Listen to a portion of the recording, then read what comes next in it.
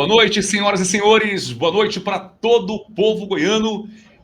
Alegria muito grande estar mais uma vez com você. Sou Alisson Lima, de volta aqui com o Conexão Alego, conversando com tudo, sobre tudo que é importante, na verdade, para o povo goiano, o cotidiano das pessoas e com pessoas, formadores de opinião, lideranças. Hoje eu recebo aqui ele que é ex-deputado federal e também ex-vereador de Goiânia, foi presidente da Câmara Municipal, atualmente é presidente da CODEGO, que é a Companhia de Desenvolvimento do Estado de Goiás.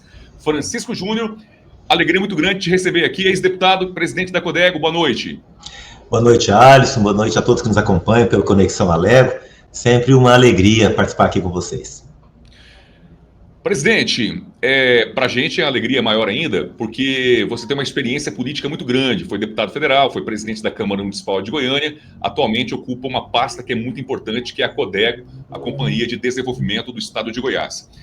A política tem uma ferramenta muito poderosa, que é o tal do marketing, né? Os bons políticos também são bons marqueteiros, então existe um senso comum hoje dizendo que Goiás está crescendo, voando baixo em muitos aspectos aí. Goiás, de fato, está desenvolvendo, sob o ponto de vista da atividade econômica, industrial, o governo de Goiás tem sido parceiro aí do setor produtivo. Como é que está a situação da CODEGO? Primeiro, queria que você contasse para a gente esse panorama inicial, e daqui a pouquinho a gente vai abordar um pouquinho também da sua experiência política.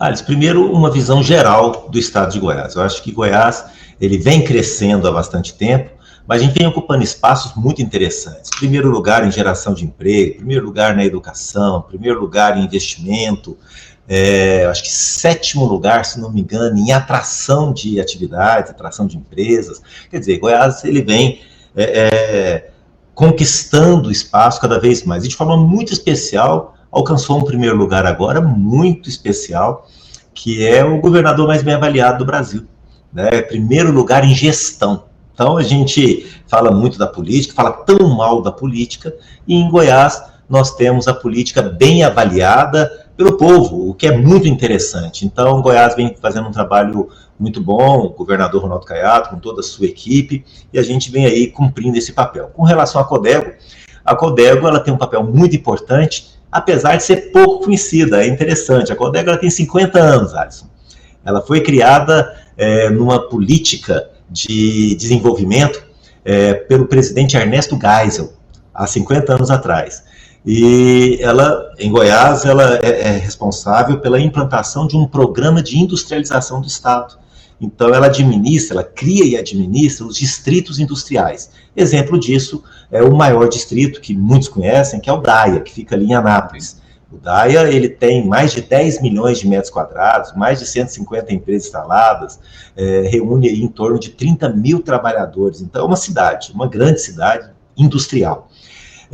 E a CODEGO ela vem fazendo gestão e trabalhando. Nós estamos lançando novos distritos, vamos lançar um agora em Aparecida, né, mais 2 milhões de metros quadrados, que é o Dia Norte. Vamos ampliar o DAI, mais 1,5 milhão de metros quadrados, 1,7 milhão para ser mais exato. Então, assim, há um trabalho muito pujante e está crescendo. O mais importante é isso. Goiás continua atraindo. Aí nós temos indústrias farmacêuticas gigantes, né? O próprio DAIA, ele é o segundo polo farmacêutico da América Latina, não só do Brasil.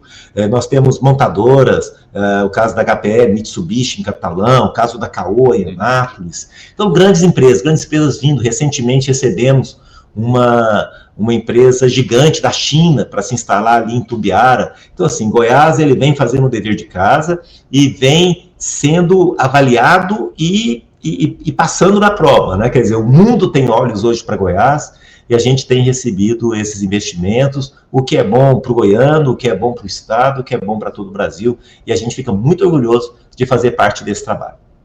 Francisco, eu fui deputado estadual também, vereador, e creio que você, pela tua experiência, também teve esse filtro, recebeu esse feedback de muita gente.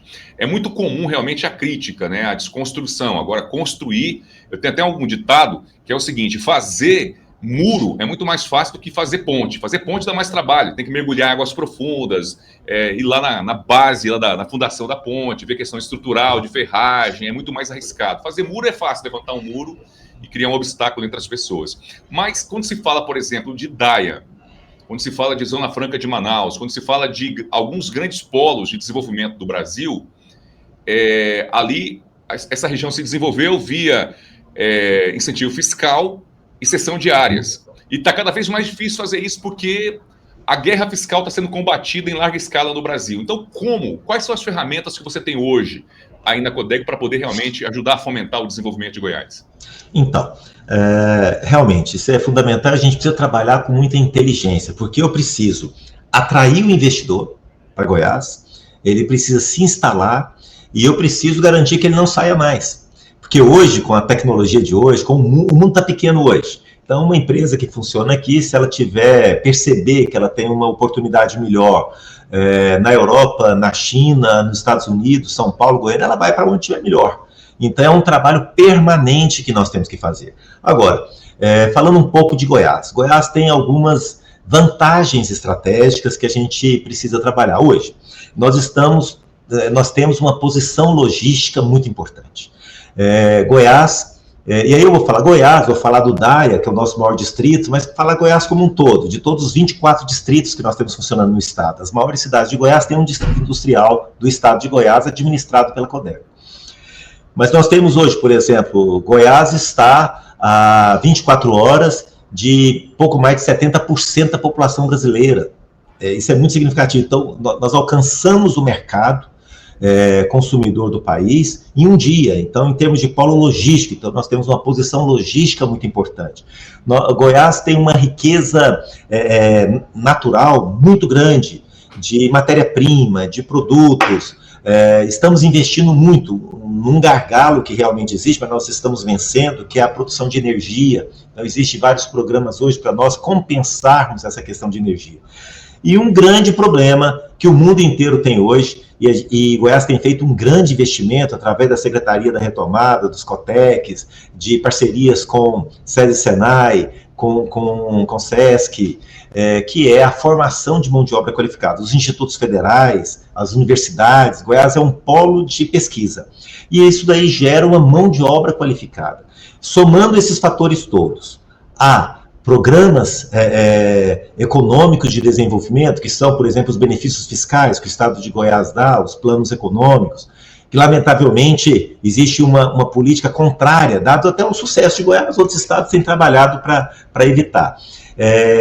Uma política de assentamento de empresas e investimentos, que é o caso da Codeg, onde a gente produz uma infraestrutura industrial para podermos atrair empresas para ele se instalar num ecossistema próprio para aquilo, onde ele vai estar próximo do seu fornecedor, onde ele vai ter uma condição de escoar a sua produção. Então, todos esses investimentos somados, logística, energia, mão de obra, programas de desenvolvimento, a soma disso tudo deixa Goiás numa posição muito estratégica para atrair investimentos, num primeiro aspecto, mas num segundo que eu dou a mesma importância, que é criar condições para que as nossas empresas goianas cresçam e cada vez mais possam disputar novos mercados, tanto nacionais quanto internacionais. Exemplo disso é o Porto Seco, que Goiás é um estado interiorano, nós não temos porto, né, não temos mar, mas nós temos um Porto Seco, e a gente desembaraça os nossos produtos para exportar aqui mesmo em Goiás, em Anápolis.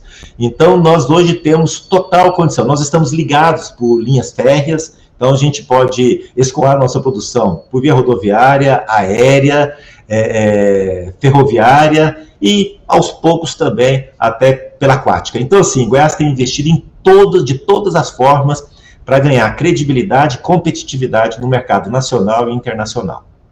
Uma informação complementar aí que acho importante eu te passar de repente, que vai somar um pouco também na tua visão, na tua cosmovisão sobre isso, é que você falou aí sobre o acesso que nós temos hoje para praticamente todas as regiões do Brasil com menos de 24 horas, mas uma coisa que foi me cair a ficha praticamente no fim da minha bagagem política agora recente, é que nós estamos aqui, se contar a soma de Brasília, Distrito Federal com Goiânia, Anápolis e Aparecida de Goiânia, nós estamos na terceira maior região metropolitana do Brasil, com mais de 7 milhões de habitantes aqui próximos de nós.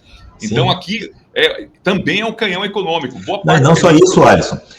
Esse trecho, esqueci o nome técnico que eles dão, os estudiosos, mas aqui, Anápolis, Brasília, é a zona de desenvolvimento com maior perspectiva de crescimento e desenvolvimento para a próxima década, né, em fomentação de negócios e tudo mais. É isso que você falou mesmo. Se eu não me engano, já foi no anterior também, porque Brasília saltou de sétima capital do Brasil para a terceira agora da população. É verdade. E Brasília tem um mercado consumidor muito grande, mas quem produz lá é Goiás. Brasília é uma ilha em território goiano, né? Então, realmente, nós temos aqui todos os aspectos, inclusive o político, que às vezes as grandes decisões são lá. Então, realmente, Goiás ele tem uma capacidade de competir nacional e internacionalmente muito grande. E nós estamos fazendo dever de casa, viu, Alisson? Nós estamos trabalhando muito para nos consolidarmos cada vez mais nessa posição. Bacana. É um bate-papo isso aqui, o nosso bate-papo aqui, presidente, no Conexão Alego. Nós temos uma audiência muito grande também pelas retransmissoras da TV Assembleia Legislativa. São várias RTs no interior do estado de Goiás. Eu cresci ouvindo falar sobre a Norte-Sul e vi a Norte-Sul ser executada num delay aí de quase 20 anos. O que Goiás ganha com a Norte-Sul com a efetivação dela? Ela já foi toda já pronta, foi startada, já está funcionando, né? E logo, logo ela vai estar ligada com o ramal aqui da região de Minas Gerais, vai ser ligada com o Brasil inteiro. Sim. O povo goiano ganha de fato com a Norte-Sul ou é só um modal passando por aqui? Não. O povo goiano, o Brasil ganha demais. Muito tempo atrás, como você disse, quando a gente era criança, a gente já ouvia falar sobre a Norte-Sul. E uma vez eu vi um programa, um comentário que eu fiquei muito irritado, que um comentarista falava assim, a Norte-Sul vai ligar lugar algum a lugar nenhum.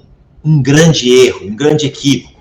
A gente sabe que os grandes homens, eles se destacam por enxergarem na frente, além do seu tempo. E a Norte-Sul faz isso. Olha, nós estamos no centro do Brasil com uma capacidade produtiva fantástica, só que o que a gente produz precisa chegar nos grandes mercados consumidores, Europa, o mercado oriental, Estados Unidos. E a Norte-Sul, ela nos coloca para fazer esse transporte de forma competitiva, né, de forma ágil e competitiva. Por exemplo, as commodities, a soja, a cana-de-açúcar, algodão, minérios. Então, nós temos condição de, rapidamente, em grande quantidade, fazer o deslocamento dessa produção para os portos. E aí tem um destaque. Com a Norte-Sul, nós conseguimos fazer, através do Porto de Santos e outras oportunidades, mas de forma muito especial, já está preparando aí a conexão com eu vou chamar de leste-oeste, mas ela é outro nome, que é ali na região do Nordeste, onde nós vamos poder exportar pelo Pacífico. Então, imagina a oportunidade que nós em pouco tempo nós vamos ter. Então, seja exportando pelo Atlântico, seja exportando pelo Pacífico, a estrada, a conexão férrea tem um papel fundamental. E a gente tem aí percebido o quanto que isso interfere aí na nossa realidade. Então, é muito importante. Gera emprego, gera desenvolvimento e gera qualidade. Na internet, quando alguém traz uma informação antecipada para a gente, o pessoal chama de spoiler, né? Quando você pega, quando você vaza informação sobre o final do filme, de uma novela, tá dando spoiler para mim aí. Me parece que você teve recentemente na China, na comitiva do governador Ronaldo Caiado. Tá dando um spoiler para a gente aí, Francisco, sobre a construção da ferrovia que vai atravessar o Brasil no sentido leste-oeste. Vai sair mesmo? Não, eu imagino que saia, né, nem tanto em função desse trabalho. Eu não estive nessa comitiva, eu estive na China recentemente, mas não nessa comitiva como governador. Mas os chineses realmente eles são rápidos, né, em termos do investimento que eles fazem, e eles hoje estão preparados, estão investindo muito e são grandes interessados nessa ligação. E a gente percebe que há sim o interesse, existe o investimento. E eu acredito. O problema é que, às vezes, o rápido não é tão rápido quanto a gente gostaria. Eu diria que sai nessa próxima década, né? E a gente imagina isso. Bacana. Voltando a falar da Codego. Quando fui deputado estadual, eu fiz parte de uma oposição responsável na Assembleia Legislativa, nunca tive nenhum problema com o governador. A gente tem uma relação, graças a Deus, muito respeitosa. Sempre foi uma oposição muito responsável. Mas uma das críticas que eu ouvi à Codego era que, para os pequeno empreendedor, para a gente que está começando hoje como MEI ou com uma pequena empresa, a Codego ela era muito embaraçosa e muito burocrática. Você continua ainda tendo esse tipo de feedback, essa crítica? Como é que você está lidando com isso? Então, com relação aos distritos, a dificuldade que o pequeno ou o grande tem para receber a área é a mesma. Às vezes o grande é mais preparado, talvez o pequeno precisasse de mais apoio. Essa crítica talvez fosse válida até algum tempo atrás. Recentemente, a Codego começou a desenvolver projetos específicos para o pequeno. Isso não existia realmente, que é o caso, se eu tentar acertar a data, talvez eu erre, porque é anterior a mim, mas tem um programa que a Codego criou, chamado Outlets, que ele está na rota econômica do Estado. Então, foi feita uma concorrência pública, foram selecionados 3 municípios, que são Teresópolis, Jaraguá e Goianira. E lá está sendo feito um investimento no total, na casa aí nós vamos chegar nos 8, pouco mais, 8 a 10 milhões de reais, onde nós estamos fazendo os outlets. Em Jaraguá é um outlet da moda, em Teresópolis um outlet gastronômico, e em Goianira um outlet também tendendo mais para moda, para confecções. E esse é focado no pequeno empresário. Para você ter uma ideia, no outlet de Teresópolis, passa na frente dele ali, naquele ponto ali atrás da Vovó Onísia, para quem vai muito para Anápolis, para Brasília, são 35 mil veículos por dia. Então, é uma grande oportunidade. Então, existe esse programa dos outlets que a gente vai expandir por o estado inteiro, de forma especial na rota econômica, que é um primeiro projeto. Existem outros que nós estamos elaborando. Hoje a Codego, ela tem assumido o papel de oportunizar aos municípios que precisam se desenvolver estudos, parcerias, para que a gente consiga levar emprego e desenvolvimento e investimento para essas regiões. Não necessariamente só através dos distritos. Até pouco tempo, a Codego o seu trabalho se restringia aos distritos. Hoje nós estamos extrapolando os distritos. Então, nós estamos trabalhando focado na geração de emprego e desenvolvimento. Nesse sentido, aí nós já não atendemos somente o grande, a gente atende o grande, o médio e o pequeno. A intenção nossa é que o pequeno fique médio, que o médio fique grande, que o grande fique maior ainda. Estamos trabalhando com todos hoje.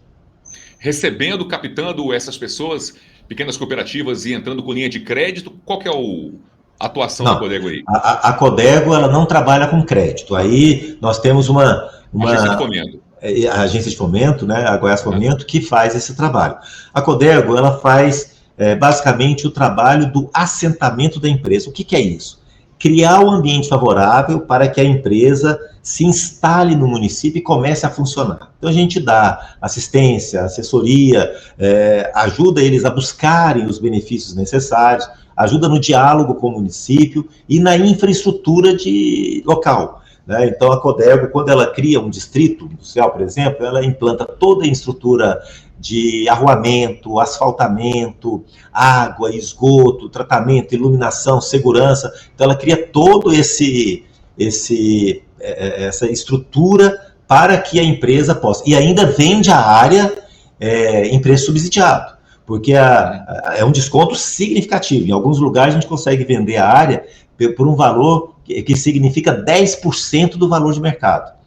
Entendendo que esses outros 90% serão entregues para a sociedade em forma de desenvolvimento e geração de emprego. Então, é uma política de desenvolvimento realmente muito eficaz. Qual que é uma dimensão bem compactada aí? Quantos distritos hoje, no geral, vocês atuam em Goiás? Fora o DAE que você acabou de citar e esses outros grandes. Ao todo são quantos distritos, mais ou menos? Então, tem alguns municípios que a gente tem mais de um distrito. É o caso, por exemplo, de Rio Verde, é o caso de Senador Canedo, o caso de Anápolis. Então, eu vou falar por municípios que fica mais fácil. Nós estamos hoje em 24 municípios. Então, as maiores cidades, nós estamos em Goiânia, Senador Canedo, Catalão, Itumbiara, Mineiros, Rio Verde, Porangatu, Uruaçu. Então, assim, nós estamos bem distribuídos em todo o estado. Francisco, eu já vi em muitos municípios brasileiros áreas sendo desmembradas para poder realmente atuar aí um distrito industrial ou uma zona de tecnologia, enfim. E aí, muitas vezes, não dá certo, muitas vezes não emplaca. No primeiro momento, às vezes, tem ali agrega de imediato, várias empresas se candidatam a embarcar nesse tipo de projeto e depois acaba não avançando muito. E onde está a falha aí? É uma falha de falta de planejamento do empreendedor ou o poder público realmente não oferece a logística suficiente para poder dar o suporte que o empreendedor precisa? Alisson, isso que você falou é muito verdadeiro e nós temos experiências negativas aqui em Goiás também, porque eu tenho 24 distritos instalados, municípios, e tem outros 27 aguardando para instalar. No passado foi anunciado e ele não aconteceu ainda. Tem distrito pronto para começar, como é o caso de Caldas Novas, Piracanjuba, mas ainda não aconteceu. E aí é onde entra o trabalho da Codego de forma muito especial, porque uma coisa é eu simplesmente fazer a infraestrutura, buscar a empresa e falar, você vai ficar aqui. Ponto. Esse é um trabalho, é importante. Mas mais importante do que isso é nós entendermos o negócio e investirmos no ecossistema produtivo. O que é isso? Eu preciso dar assistência no diálogo com o governo, com tudo para a empresa, mas eu preciso entender o negócio dele e continuar trabalhando para que ele seja competitivo. Exemplo disso, eu posso trazer uma empresa muito importante para determinado lugar. Só que essas empresas, elas sempre funcionam como âncoras. Uma empresa, quando ela vem, você sempre vai ouvir, como jornalista, você sempre deve falar isso. Tal empresa gerou tantos empregos diretos e tantos empregos indiretos. O direto é o que ela contratou. O que é o indireto? É o que a gente chama do ecossistema econômico. É aquilo que você tem uma empresa, deixa eu inventar uma coisa qualquer aqui, você tem uma empresa de roupa, então você tem uma empresa que vai montar a roupa. Você vai ter alguma que vai só cortar o tecido, outra que vai vender zíper, outra que vai pregar o botão. Então você cria um conjunto, um grupo. E a Codego, então, ela tem que atuar em todo o ecossistema. Ela tem que estar preocupada com a empresa que vai vir, ela tem que estar preocupada com a empresa que vai vender para ela, que vai comprar dela, e de forma muito especial também com a mão de obra, qualificar a mão de obra, preparar a gente para estar trabalhando nessas empresas. Ela tem que estar conversando com o mercado consumidor, com o escoamento dessa produção, com a infraestrutura, com a estrada, com a qualidade da estrada, se tem a ponte, se não tem. Então, algumas coisas a Codego fará, outras coisas ela vai buscar o órgão competente para fazer. O caso da ponte, nós temos constante diálogo com a Goinfra, por exemplo. Nós temos constante diálogo com a Goiás Fomento. Por exemplo, nós fazemos um evento mensal no DAIA, que é o Codego mais DAIA. Ontem, a Goiás Fomento, né? A Goiás Fomento, até tanto nome, a Goiás Fomento estava conosco lá. No mês passado estava o Detran, porque a gente estava cuidando da parte de sinalização vertical, horizontal. Então é um trabalho conjunto, o Estado é um só, e nós temos esse papel de auxiliar as empresas e os municípios para que dê certo, para que a empresa venha, como eu te falava, e fique e dê certo e cresça e gere mais emprego e gere outras empresas que vão estar sempre lá em volta dela. Então isso que você falou é seríssimo, é muito importante, não basta lançar um distrito, não basta trazer uma empresa, o trabalho é permanente, ele não pode parar. Vocês não podem jogar dinheiro fora também, né? Não. Eu cito, por exemplo, eu entrevistei há poucos dias atrás aqui no Conexão Alego, o prefeito lá de Cavalcante, Vilmar Calunga, que estava relatando para a gente aqui, para o telespectador do Conexão Alego, o drama que é a região de Cavalcante, que é o maior município em termos territoriais do estado de Goiás, um dos maiores da América Latina, presidente. Só que tem um problema sério lá, né? É uma região paupérrima que o IDH é muito baixo e eles têm dificuldade realmente de criar arranjo produtivo local.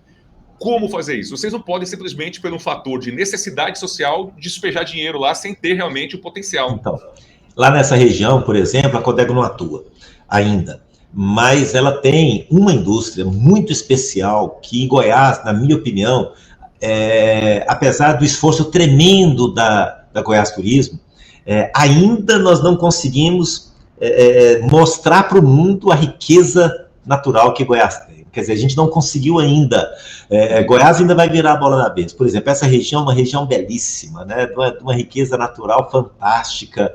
E eu acredito muito no turismo para mudar essa realidade. Você comentava. Existem outras ações. Nós podemos atuar com cooperativas, nós podemos atuar formando esse pessoal, ajudando eles a escoar a sua produção. Então, está no nosso radar. Nós ainda não estamos lá, mas está no nosso radar. Mas nós não podemos desconsiderar o potencial turístico que tem uma região como essa e precisamos, de fato, fazer investimentos, melhorar o acesso, melhorar as estradas e, na medida que isso vai acontecendo, naturalmente a região vai desenvolvendo, vai evoluindo.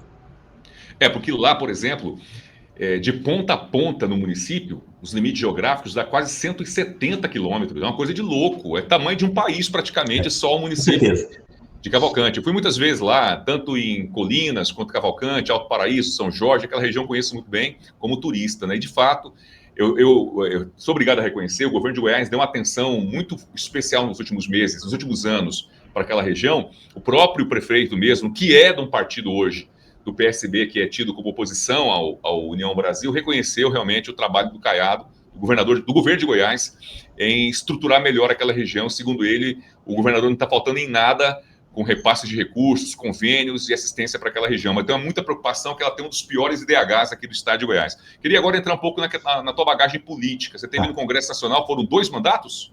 Não, eu iniciei a vida parlamentar, vamos falar assim, né? A vida pública eu iniciei em 2005 como secretário de Planejamento de Goiânia. Na época certo. Eu coordenei a elaboração do plano diretor de Goiânia, o anterior, a esse agora que foi aprovado recentemente.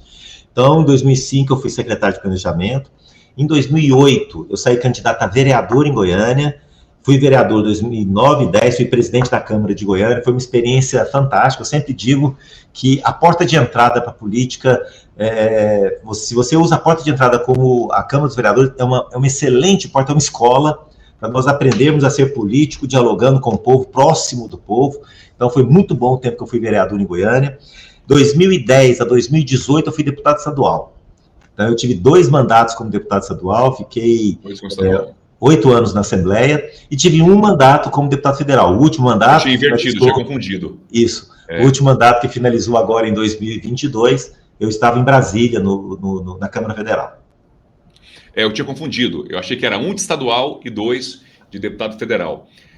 Presidente, o Brasil ele era a 12ª economia do mundo recentemente e caiu agora para a 9ª, ou seja, subiu, na verdade, no ranking. Somos a 9ª economia do mundo.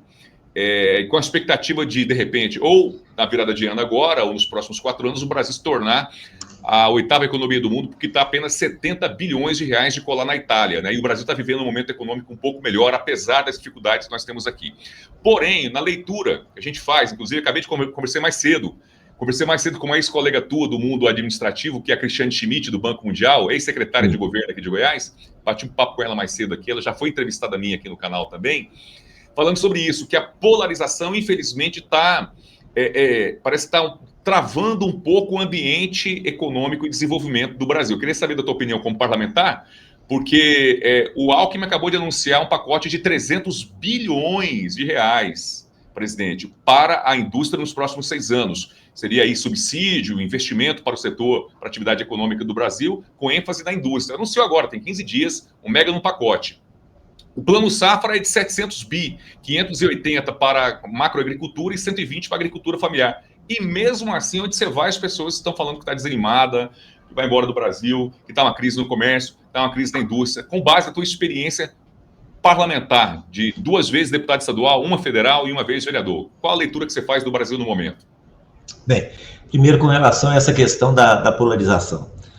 A polarização, todo extremo, não tem como ser inteligente. Lamentavelmente, eu costumo dizer o seguinte, Alex, para mim o extremo, eles são 2 lados da mesma moeda. Você comete os mesmos erros com discurso antagônico.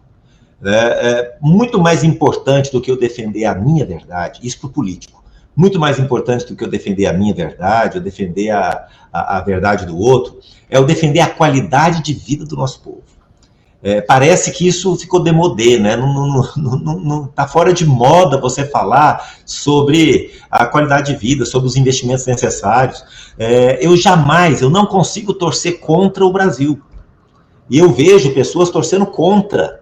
E não dá, e não importa. Eu fui deputado, no meu partido é um partido de centro, mas quando eu fui, não é do centrão, viu? É de centro. Apesar da empresa colocar tudo junto, mas tem uma diferença. Mas, curiosamente, eu votei bastante com o presidente Bolsonaro.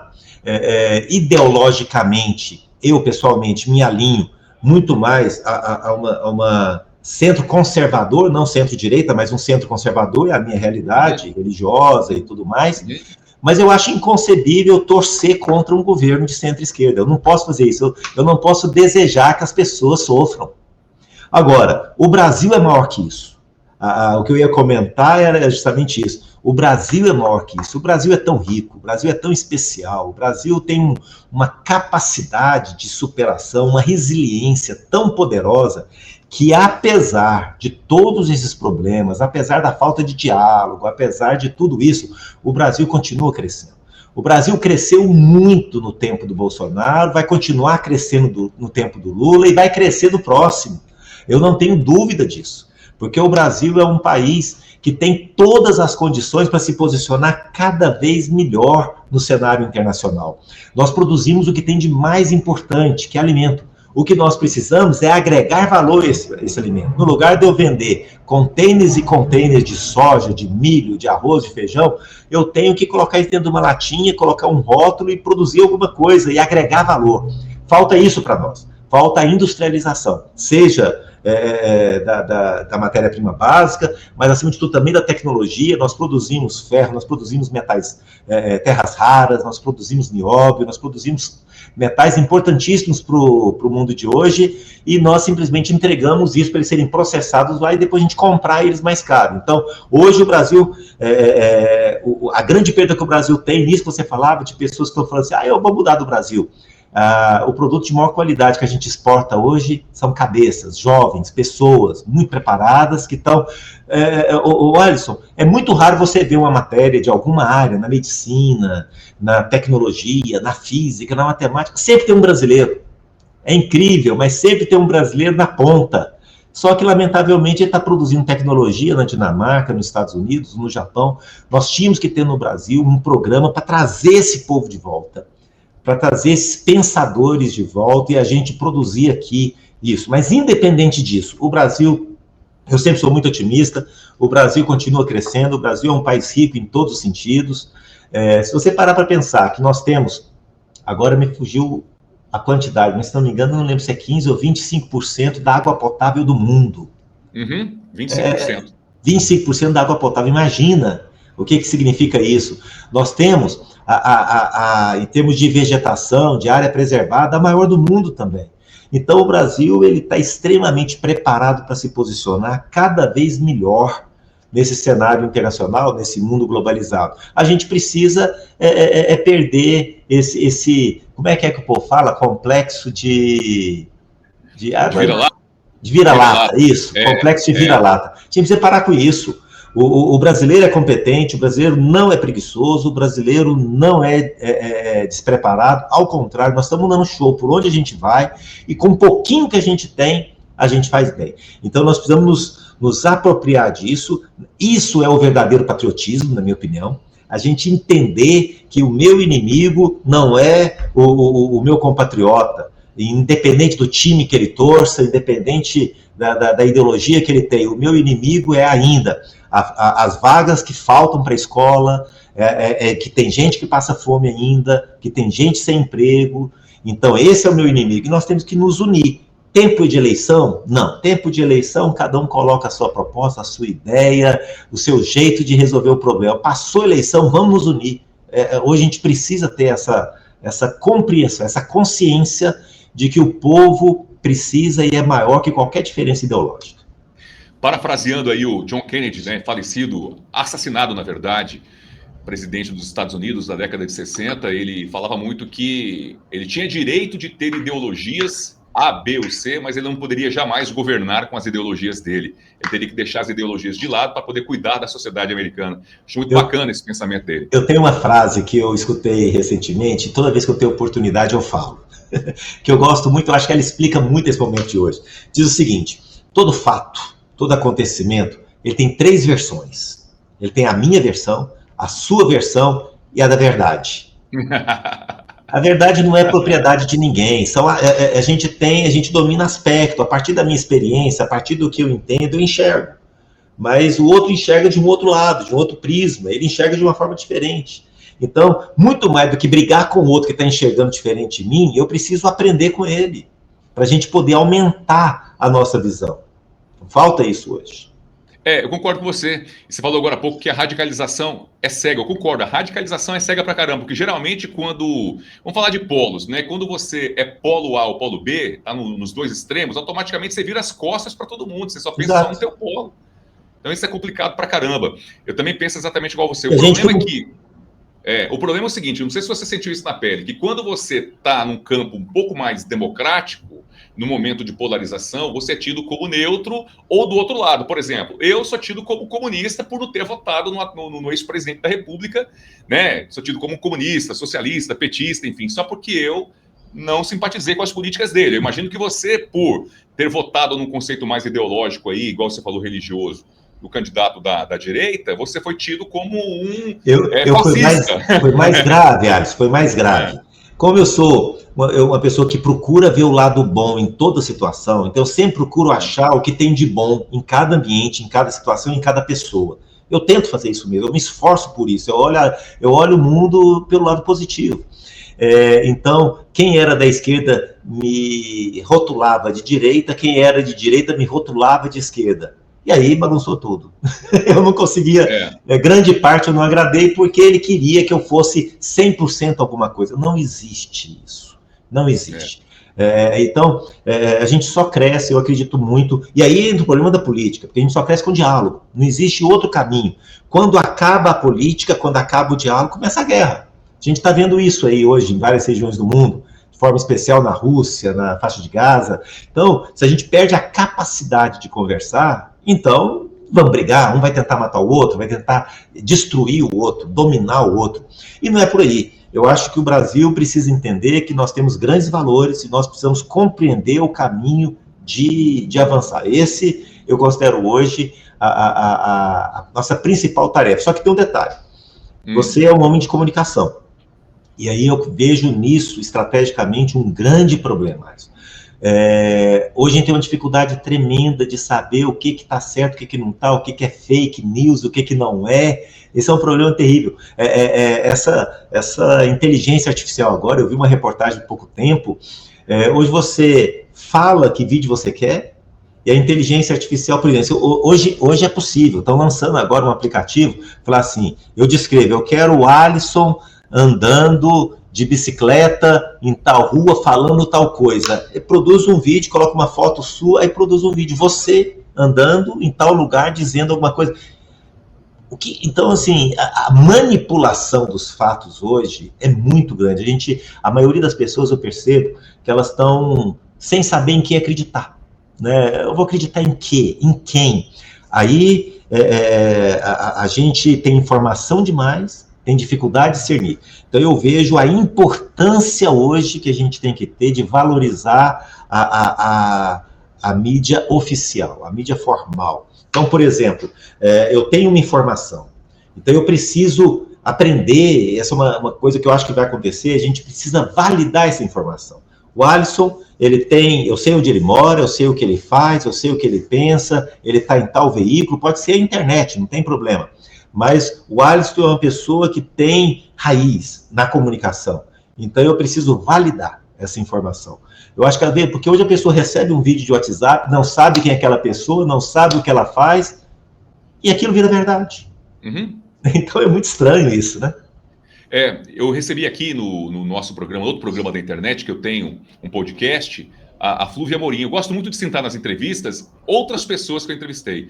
Sim. Eu bati um papo com a Flúvia aqui, ela lamentou muito, praticamente, inclusive com o esposo, trouxe o esposo junto aqui, ela lamentou, praticamente chorou aqui, a grande frustração que ela está carregando hoje pela essa cultura anti-vax que foi propagada por conta da pandemia, que é um grande prejuízo para a sociedade, a ponto de governadores estarem até intervindo na questão educacional, enfim, no Brasil afora, que é um pouco complicado, porque, enfim, envolve decisão familiar aí de deixar o filho vacinar ou não, enfim. Isso. Mas surge no ar agora uma cultura anti-vax que é efeito colateral da polarização do Brasil. Eu queria voltar agora para a tua experiência legislativa. Vamos lá. Nós tivemos no ano passado, no Congresso Nacional, 2 projetos muito importantes que foram aprovados pelo governo, né? Um foi o arcabouço e o outro foi a reforma tributária. A reforma ela tem 2 principais mensagens, presidente. Ela tem a mensagem da simplificação, né? E também simplificação tributária e diminuir aos poucos a incidência de impostos sobre o consumo, sobre os mais pobres. Até a ideia do cashback é maravilhosa. A própria Cristiane, ela é entusiasta da ideia do cashback, porque é retorno imediato, ou na própria conta cidadã da pessoa, ou no final do ano, via restituição de imposto de renda, menos cobrança tributária sobre os mais pobres do consumo. A pergunta que não quer calar: Francisco Júnior, se tivesse no Congresso Nacional, votaria a favor dessa reforma tributária e do arcabouço? Ajudaria a sociedade nesse ponto? Ou você vê ali algumas pegadinhas perigosas? Olha, eu sou um crítico da reforma tributária. Eu acho o seguinte: o discurso da reforma tributária é maravilhoso. Certo. Mas a prática dela não atende o discurso. O que eu vejo na reforma tributária é o seguinte: há uma inversão de estratégia. A reforma tributária, lamentavelmente, eu percebo que ela foi feita para resolver um problema seríssimo, que é o custo da máquina pública. Então, a máquina hoje é muito cara, tem um custo muito alto, e o Estado precisa produzir dinheiro para se manter. Como é que o Estado produz dinheiro? Com imposto. Então, houve o discurso da simplificação, talvez, por um aspecto ou outro simplificou, mas não houve o discurso da redução da tributação. E isso é fundamental. E por que não teve essa efetivação? Por que não houve? Por que não foi a fundo na redução de tributos? Porque eu não reduzi a necessidade da máquina pública, o custo da máquina pública. Então, primeiro é necessário fazer uma revisão da máquina pública brasileira. É fundamental, nós temos que ter uma redução do custo Brasil, nós temos que ter uma reforma administrativa. Vou fazer um comparativo. Algum tempo atrás, você deve lembrar, houve dois países na Europa, em momentos separados, que começaram a ter um problema sério com a União Europeia. Um foi Portugal, o outro foi Grécia. E eles iam ser retirados da União Europeia porque eles tinham um padrão cultural, um padrão de infraestrutura, um custo de vida que destoava da União Europeia. Eles não conseguiam, eles eram um peso para a União Europeia. Então, houve num determinado momento uma reunião e falaram: ou vocês alinham, ou vocês se ajustam, ou vocês estão fora. E aí, eles financiaram uma reforma, tanto na Grécia quanto em Portugal. E isso passou teve toda uma estratégia de mudança cultural, de mudança de gestão da máquina portuguesa e da máquina grega. E deu certo. E hoje Portugal é um dos países com a maior qualidade de vida na Europa. Mas isso só pôde acontecer depois que eles cortaram na carne. Enquanto nós continuarmos, nós entendemos que o Brasil precisa mudar, mas o Congresso tem que continuar funcionando do mesmo jeito. Tem que ter 530 deputados ganhando do jeito que ganham. Tem que ter essa máquina pesada, tem que ter essa quantidade de gente. Olha, a gente vive uma realidade com os funcionários muito curiosa. Nós temos todo município, estado e União reclama que tem funcionário demais. Todo mundo está no topo com a folha de pagamento. Mas falta médico, falta polícia, falta professor, não pode. Então tem alguma coisa errada, não justifica. Nós temos uma quantidade de gente trabalhando, mas não tem a qualificação necessária. Então há que se fazer, primeiro, uma reforma no custo. O que o Estado efetivamente tem que participar. O Estado brasileiro se envolve com coisa que não tem sentido. Eu acho engraçado, o brasileiro adora copiar os Estados Unidos, mas não copia determinadas coisas que lá ele é muito mais prático. A justiça americana é mais rápida, funciona, ela é prática.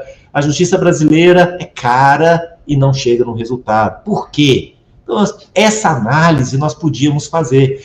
Não, vamos fazer uma reforma tributária para aumentar a arrecadação do país, para centralizar a arrecadação em Brasília e depois a gente vê como é que faz. Eu, particularmente, sou um crítico da reforma. Eu acho que ela mudou a forma de cobrar, mas não mudou o quanto que eu tenho que pagar. Então, ou nem me deu a garantia, por exemplo. Cobrar muito imposto não é o problema. Na Suíça, na Suécia, na Dinamarca, o imposto é caríssimo, mas ninguém paga escola particular, ninguém paga médico particular, ninguém paga transporte. Quer dizer, você tem um retorno de benefício. Eu acho o cashback pouco. Eu preferia que a gente tivesse uma estrutura tributária no país que me devolvesse ônibus de qualidade, saúde de qualidade a tempo e a hora, que acabasse com as filas da cirurgia, que eu tivesse uma educação competitiva, que me preparasse meu filho para a indústria 4.0, a educação 4.0, a tecnologia que precisa. Então, eu acho que se tivesse uma reforma atrelada à transformação social, beleza. Mas uma reforma para pagar a conta pública, eu sou um crítico. Eu não consigo me empolgar como a ex-secretária se empolga, não. Eu também sou um pouco da vertente do compliance, né? Embora eu seja alguém mais configurado como um social-democrata, um progressista moderado. Eu sou um progressista moderado, presidente, e um social-democrata. Eu não sou tão progressista a ponto de passar por cima de valores e nem sair atropelando as coisas. Mas eu me vejo como um progressista moderado. E defendo muito o compliance também, rigor nos gastos públicos. Só que tem uma coisa, né? Enquanto não houver um pacto federativo do Brasil, a gente não vai sair dessa realidade porque ninguém quer abrir mão da sua parte do bolo. Inclusive, o primeiro ano do governo Bolsonaro, ele pregou muito algo que ele não fez, que foi aquele discurso que ele fazia, que depois ele esqueceu o discurso, que era mais Brasília, mais Brasil e menos Brasília. Mais Brasil e menos Brasília. Lamentavelmente não aconteceu. E hoje a reforma tributária ela faz mais Brasília ainda mais, porque centraliza a arrecadação toda para depois distribuir como se fosse uma doação do governo federal para os estados. Nós estamos distanciando o dinheiro da onde ele é produzido. E aí eu sou, do ponto de vista de desenvolvimento, nós temos que interiorizar, nós temos que, por exemplo, algo que o governador Ronaldo Caiado fez muito positivo foi a descentralização da saúde. Isso daí é fundamental. Não tem sentido eu andar 400 quilômetros para fazer uma pequena cirurgia ou um atendimento especializado. Então, essa descentralização também tem que acontecer na indústria, também tem que acontecer na produção de conhecimento, de tecnologia. Aí sim, aí nós temos um país mais uniforme, mais igual.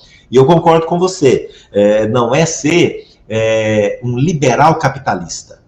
A gente colocar sempre a necessidade do ser humano em primeiro lugar, com muita ética, reconhecendo os valores e tendo limites. Claro, isso é fundamental. Nós não podemos desconhecer quem passa fome, desconhecer quem está fora da escola, mas eu não posso ter, da mesma forma, extremos. Eu não posso abraçá-lo e impedir que ele cresça. Então, nós precisamos encontrar esse equilíbrio. O Brasil ainda carece desse equilíbrio da mão do Estado. Nós temos que encontrar esse equilíbrio.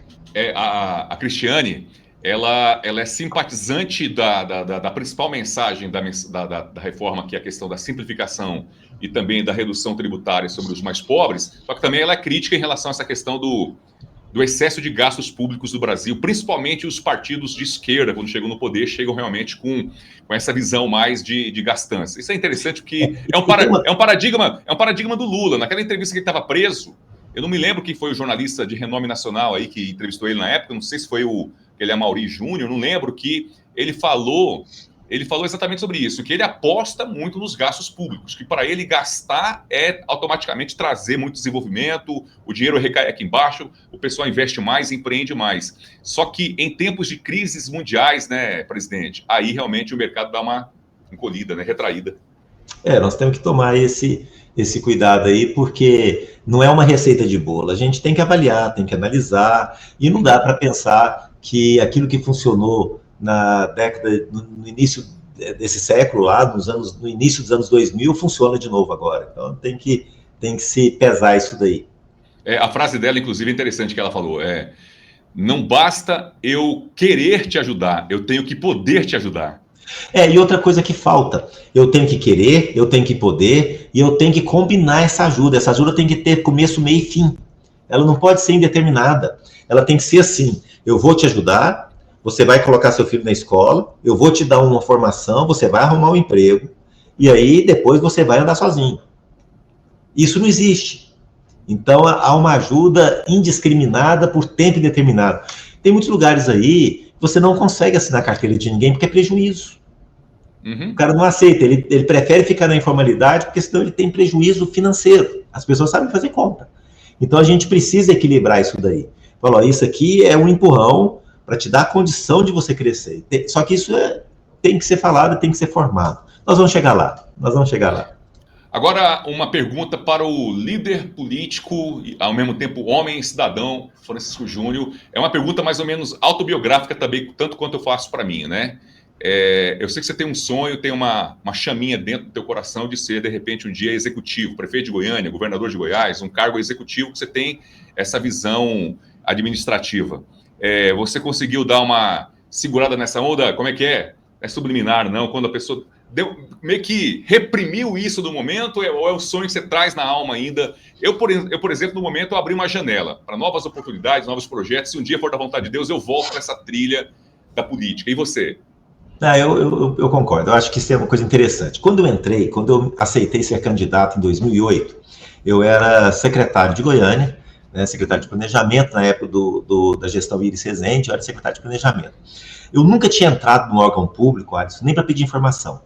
Então eu entrei e eu me apaixonei. Eu vi no serviço público algo muito especial, muito especial. Eu fico muito triste, muito irritado quando eu vejo as pessoas tratando mal a máquina pública, usando ela em benefício próprio. Sabe, é muito, muito, muito triste isso.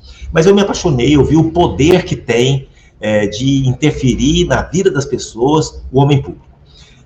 E eu, então, naquele momento, eu alimentei, de fato, a vontade, o sonho de ser prefeito de Goiânia, de administrar Goiânia. Nunca imaginei, engraçado, eu nunca quis administrar o Estado. Eu sempre pensei na cidade. Eu entendo a fundo o município de Goiânia. A minha tese de mestrado, a minha dissertação de mestrado é sobre a cidade de Goiânia. Legal. Então, eu estudei a fundo a cidade e tudo bem. Eu fui vereador, fui presidente da Câmara, depois saí deputado estadual. Em 2012, eu fui candidato a vice-prefeito de Goiânia. Depois, em 2014, eu fui reeleito deputado estadual. 2016, eu fui candidato a prefeito de Goiânia, tentei mais uma vez. 2018, eu fui candidato a deputado federal. 2020, eu já não fui candidato a nada. Então, assim, aquilo que você falou, tudo tem um tempo. Às vezes, a gente tem um perfil. As pessoas perguntam para mim, você vai ser candidato a prefeito de Goiânia? Eu falo, bem, agora eu não sei. Porque uma coisa é o perfil para ser prefeito de Goiânia. Outra coisa, muito diferente hoje, é ter o perfil para ser candidato a prefeito. Isso até aquilo que a gente falava há pouco sobre a polarização. Não se discute a cidade. Hoje os candidatos, eles vão para um debate e não conversam sobre essa drenagem da cidade, quando chove Goiânia inunda, não conversam sobre o transporte, sobre o trânsito. Cada vez mais as pessoas não querem pegar o transporte coletivo em Goiânia, não conversam sobre a organização da cidade, o crescimento, a verticalização, o clima da cidade, a educação, a quantidade de mim fora da escola, não fala sobre isso. Conversa sobre outras coisas. E a minha vontade para discutir a cidade é discutir a cidade. Então, eu vejo hoje que existe esse problema.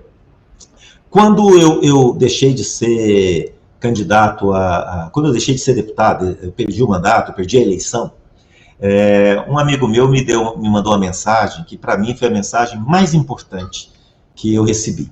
Ele falou o seguinte, a política, os mandatos, Alisson, é como uma guerra. O soldado, ele é convocado. Então ele entra e ele defende uma bandeira, defende uma causa e ele vai para a guerra. Depois ele é chamado de volta. E muitos voltam cegos, sem braço, às vezes não voltam, morrem, às vezes perdem a família, porque guerra é guerra.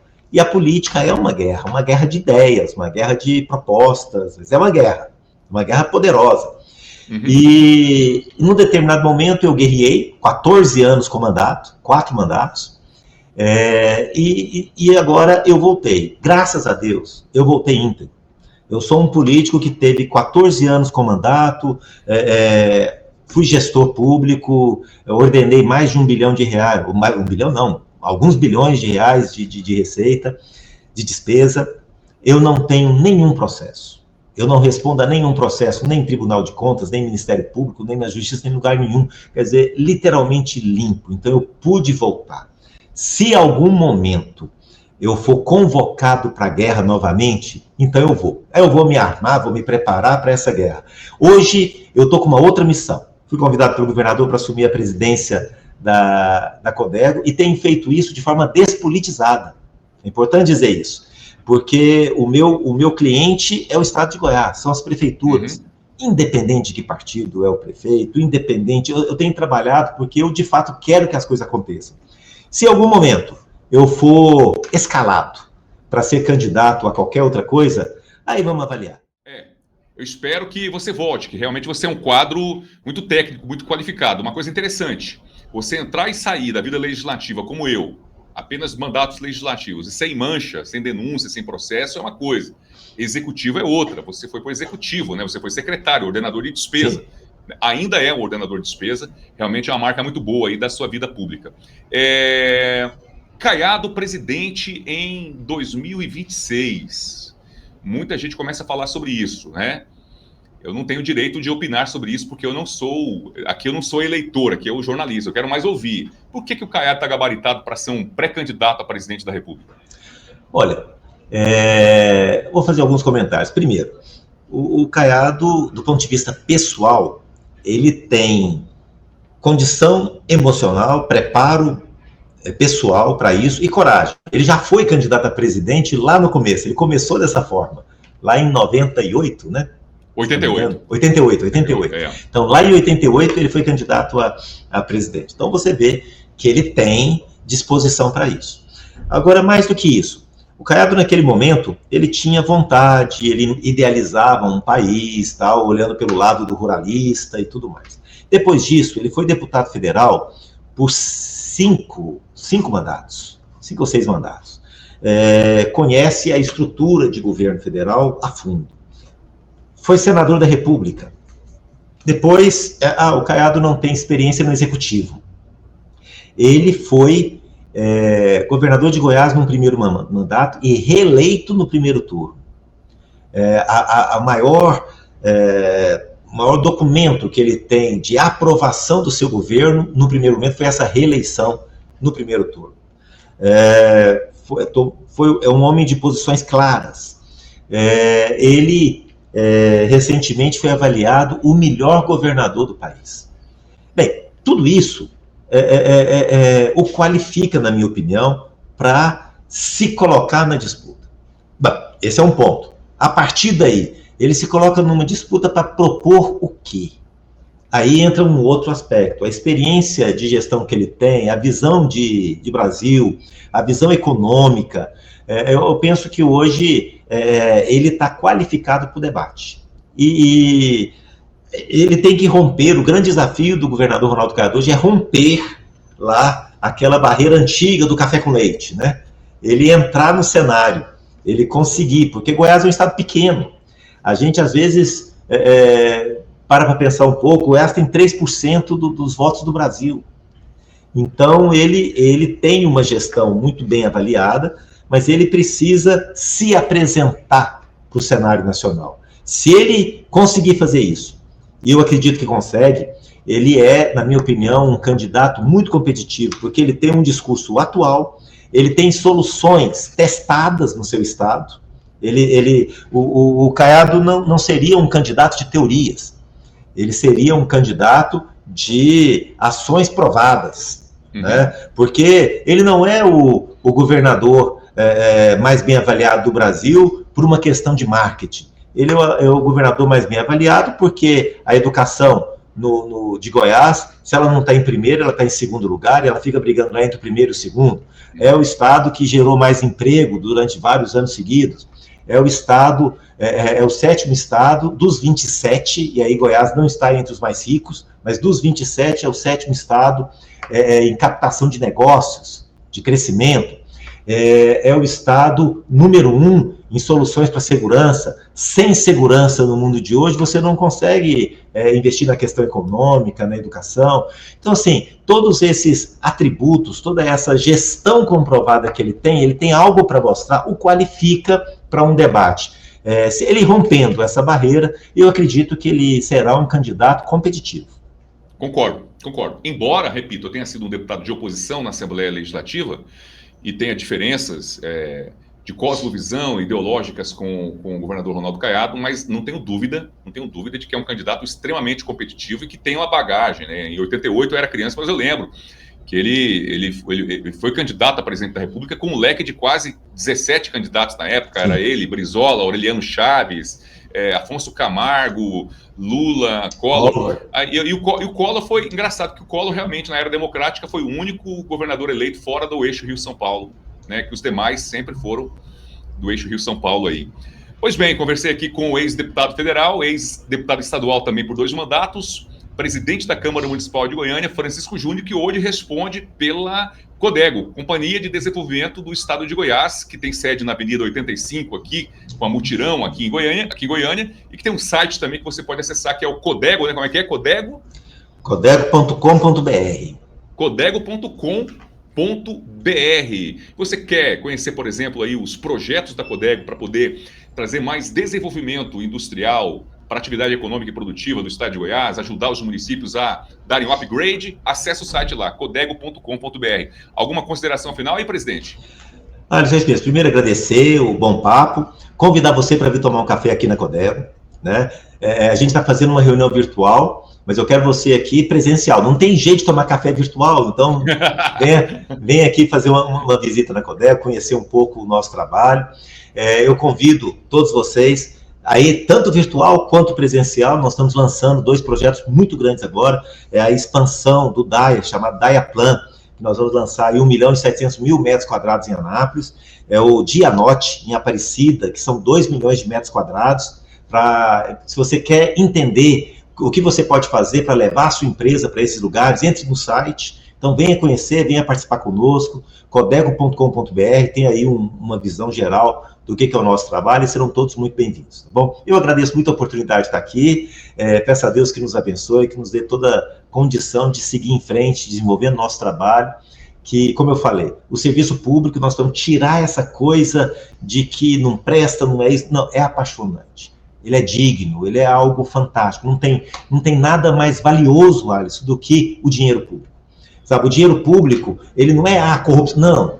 Como se gasta o dinheiro público é que nós vamos ter cuidado, mas o dinheiro público, ele é resultado, o governo, ele é resultado do suor da Dona Maria, do seu Zé, do seu João, de todo homem e mulher honesta que trabalha, é daí que vem os recursos, que a gente tem que ter muita responsabilidade para gerir. Então, você que quer conhecer um pouco mais do trabalho da Codego, é muito bem-vindo, faça uma visita para nós, nos visite no site codego.com.br, e nós vamos ter muita satisfação em conversar e sonhar junto com você, discutir, sonhar um estado cada vez melhor. Tá bom? Muito obrigado, uma boa noite a todos. Bacana, aprendemos muito aqui. Obrigado, Francisco Júnior, presidente da Codego. Um grande abraço, amigo, até a próxima. E nós voltamos na próxima quinta-feira, ao vivo, né, aqui, nesse bate-papo, nesse formato bacana, impessoal, pessoal, tudo junto e misturado aqui, o nosso Conexão Alego, o podcast, um bate-papo bem especial para poder conversar sobre Goiás com o povo goiano, tá bom? Conexão Alego volta na próxima quinta-feira, às 21 horas, aqui pela TV Assembleia. Um grande abraço para vocês.